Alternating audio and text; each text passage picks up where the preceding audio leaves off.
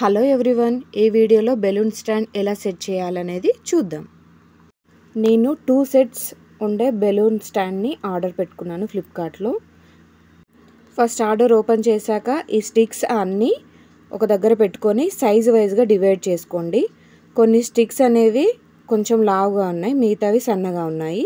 కొన్ని హైట్ కొంచెం ఎక్కువ, కొన్ని తక్కువ ఉన్నాయి. వీడియోలో చూపిస్తున్నట్టుగా ఆ స్టాండ్స్ అన్నీ ఫిక్స్ చేసుకోండి. బాగా హార్డ్ ప్రాసెస్ ఏం లేదు, కాకపోతే ఆ సైజు ఆ లింక్స్ అనేవి కరెక్ట్గా చూస్తూ ఫిక్స్ చేసుకోండి. క్వాలిటీ మాత్రం చాలా అంటే చాలా బాగుంది.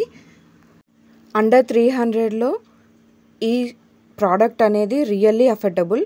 క్వాలిటీ మాత్రం 100% ఏ డౌట్ లేకుండా తీసుకోండి. బెలూన్స్ మనం చూపిస్తున్నట్టు వీడియోలో ఆ స్టాండ్లో ఫిక్స్ చేసుకోవచ్చు. లెంత్ను కూడా మనం అడ్జస్ట్ చేసుకోవచ్చు.